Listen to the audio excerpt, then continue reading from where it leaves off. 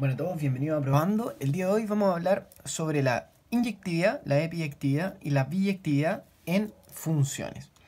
Bueno, para entender de qué se tratan estos conceptos, una forma didáctica de hacerlo es a través del análisis de estos diagramas del tipo sagital. ¿Qué es una función inyectiva? Una función inyectiva o una función 1 a 1 es una función en donde para cierta imagen existe una única preimagen. Por eso se llama una función del tipo 1 a 1. No nos vamos a encontrar en ningún caso con una función inyectiva que sea de este tipo. En las características gráficas, si que nosotros quisiéramos reducirlo a lo gráfico, sería que desde cada uno de los elementos de las preimágenes vamos a llegar a elementos de las imágenes, pero no va a haber ninguna imagen que tenga orígenes distintos. No voy a encontrarme nunca con el 5, por ejemplo, al que le lleguen dos flechas. Siempre va a ser una a una. En el caso de la función epiyectiva o del tipo epiyectiva, corresponde a que para todo valor o para todo elemento del conjunto de las imágenes va a existir una preimagen asociada a ese elemento. Por ejemplo, si acá nosotros tuviéramos el número 7 y no encontráramos ningún tipo de conexión, eso querría decir que esta función no es del tipo epiyectiva. ¿Por qué? Porque existe un elemento del recorrido, del conjunto de llegada a imagen, que no está asociada a ninguna preimagen. Ahora, esto lo podemos arreglar, por ejemplo, si es que encontramos una relación en esa función que nos permita hacer esto. En función de eso, podemos definir un nuevo tipo de función que corresponde a la función biyectiva. Una función biyectiva es aquella función que es inyectiva y epiyectiva a la vez. O sea que no solo es 1 a 1, sino que es 1 a 1 y para toda imagen va a existir una preimagen. En definición formal, diremos que una función del tipo inyectiva, que ya especificamos como 1 a 1, va a ser una función en donde si yo tengo f de a igual f de b, esto va a implicar que a sea igual que b. ¿Por qué? Porque recordemos que cada elemento del recorrido va a tener asociada gráficamente solo una flecha. Por lo tanto, de dos distintos no puedo llegar a lo mismo si estoy hablando de una función del tipo inyectiva. Por otro lado, vamos a definir a qué corresponde una función epiyectiva. Ahora, una función epiyectiva dice que existe al menos un x perteneciente al dominio de la función tal que f de x es igual a y.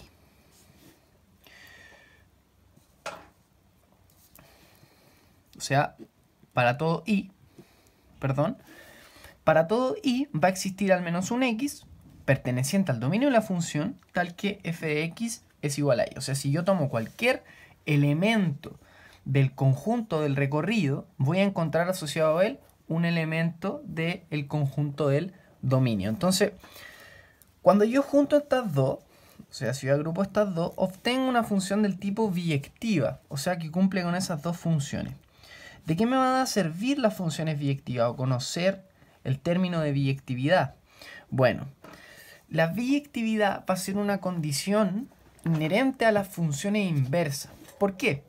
Recordemos que una función inversa, en el fondo, si lo vemos de nuevo de manera gráfica, una función que al yo introducirle mi recorrido, o el recorrido de la función original, me debe dar como nueva imagen mi dominio. En el fondo me estoy devolviendo. Si esta fuera una función f de x, la contraria iría en este sentido.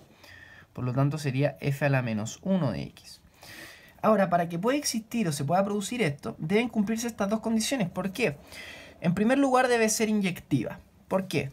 Si yo tuviera el caso de que 1 y 2, por ejemplo, llegaran al mismo valor del recorrido, cuando yo me devuelvo, la función no tiene el poder de elegir. Recordemos que las funciones no son seres pensantes, no tienen conciencia, por lo tanto, no sería capaz de tomar una decisión si devolverse al 2 o al 1. Al mismo tiempo, si yo contara con una función del tipo no epiyectiva, no tendría ningún lugar a donde devolverme desde ese valor. Por eso, estas dos propiedades deben cumplirse sí o sí a la hora de realizar funciones inversas. Bueno, ahora vamos a aplicar las definiciones que hicimos anteriormente para comprobar la biyectividad de una función. Recordemos que la biyectividad está asociada a que una función sea inyectiva y epiyectiva a la vez. ¿Cómo vamos a hacer esto? Primero, en este caso, tenemos una función por trozos o una función por partes. Para poder descubrir si existe o admite inversa, lo que vamos a hacer es lo siguiente. Tenemos que someterlo a los criterios de evaluación que mencionamos en un principio. Así que primero lo que haremos será evaluar si en cada trozo de la función, cada uno de esos trozos es inyectivo en sí mismo. Recordemos que definimos la inyectividad en donde si f de A era igual a f de B, esto implicaba que A tenía que ser igual que B. Por lo tanto, definiremos dos subfunciones. A esta le llamaremos 1 y a esta le llamaremos 2. Entonces, para f de 1, diremos que aplicaremos esta propiedad. Vamos a reemplazar, en este caso, a cuadrado menos 1 y la vamos a igualar a la misma función pero evaluada en otro parámetro. Entonces, si esta función fuese inyectiva, al yo hacer este ejercicio, debería llegar a la conclusión de que A es igual a B. Si resolvemos, nos va a quedar algo de este tipo. Ahora, si nosotros simplemente miramos el hecho de que son cuadrados, podríamos llegar a la conclusión de que si este fuese, por un ejemplo, menos 1 o menos 2, o más 1, llegaría al mismo resultado. Lo mismo este, menos 1, más 1. Por lo tanto, podrían ser diferentes. Ahora, decimos que el dominio de esa función está definido en los reales mayores que 0. Por lo tanto, estas dos tienen que ser sí o sí iguales.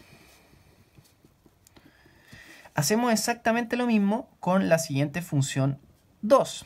Nos quedaría 2a menos 1 igual 2b menos 1. Acá es simplemente un proceso aritmético, no hay que evaluar nada y vamos a llegar a la conclusión también de que a va a ser igual a b. Perfecto. Ahora, nos falta una parte. Para que la función sea inyectiva, eso significa que, recordemos el diagrama que teníamos acá, no podemos tener ningún elemento del recorrido asociado a dos valores distintos del dominio. ¿Cómo vamos a averiguar si eso pasa o no? Bueno, vamos a evaluar los recorridos de la función. Para que la función sea inyectiva, los recorridos 1 intersectado con el recorrido 2 debe dar conjunto vacío. O sea, no debe haber ninguna forma de que con valores distintos yo llegue exactamente al mismo resultado. Por lo tanto, ¿qué vamos a hacer? Vamos a calcular los distintos recorridos. En el primer caso, en el recorrido 1, yo digo, bueno, x cuadrado menos 1 va a ser igual a y. Dijimos que x iba a ser mayor que 0, ¿no es cierto? En x cuadrado va a ser igual a y más 1 y x va a ser igual a raíz de y más 1. Por lo tanto, el recorrido va a estar definido por los reales que van desde el menos 1, desde el menos 1 hasta el infinito positivo. Recordemos que x tiene que ser mayor que 0. Por lo tanto, el valor que está dentro de esta raíz no puede ser 0. Es por eso que no incluimos el menos 1 dentro del recorrido de la función. Vamos a calcular ahora el recorrido 2 de la función. Para eso, lo único que vamos a hacer es lo siguiente. Vamos a igualar a y. Diremos que x en este caso va a ser igual a y más 1 partido por 2. Si lo miramos simplemente como está, llegaríamos a la conclusión de que y puede tomar cualquier valor. Si y puede tomar cualquier valor, significa que el recorrido de la función va a estar dado por todos los números reales, lo cual si tiene una intersección con este conjunto de acá. Ahora tenemos que ver que el dominio de nuestra función va a estar restringido a un intervalo. Por lo tanto, diremos que al ser esto igual a x, y más 1, perdón, y esta expresión completa va a tener que ser menor o igual que 0. Como 2 no varía, esto implica que y más 1 tiene que ser menor o igual que 0. Por lo tanto, y tiene que ser menor o igual que menos 1. Eso nos daría un recorrido que va desde el menos infinito hasta el menos 1 y que incluye ese valor. Si nosotros hacemos la intersección de estos dos recorridos, vamos a llegar a la conclusión de que hay un conjunto vacío. Por lo tanto, la función es completamente inyectiva. Lo único que nos falta comprobar es si la función es epiyectiva. ¿Cómo vamos a saber si es epiyectiva? Para que sea epiyectiva, para cualquier valor del recorrido debe existir un valor en el dominio. Ahora, en este caso, nuestro recorrido está definido completamente en los reales. ¿Por qué? Porque si nosotros hacemos la operación contraria, o sea, unimos estos dos recorridos, vamos a llegar que esto está en los reales. Entonces, la función es efectivamente epiyectiva. Al ser epiyectiva e inyectiva, podemos decir que la inversa de esta función existe. O sea, admite inversa. Si nosotros quisiéramos construir esa inversa, lo haríamos de la siguiente forma.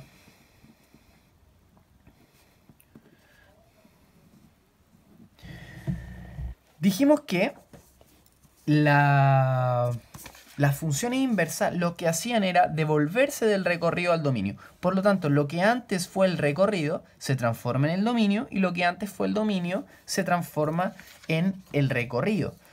Por lo tanto, si estos son los recorridos de mis funciones, al yo reemplazar por los trozos respectivos de la función, sería x más 1 partido 2, tengo que condicionar ese dominio nuevo que está en función de mi recorrido. Por lo tanto, en el caso del recorrido 1, dijimos que iban a ser los valores mayores que menos 1, ¿no es cierto? Por lo tanto, x mayor que menos 1. Recordemos que el recorrido se transforma en el nuevo dominio. Al mismo tiempo, vamos a hacer exactamente lo mismo con el segundo recorrido. Por lo tanto, x en este caso va a ser menor o igual que menos 1. Y así quedaría definida nuestra función inversa.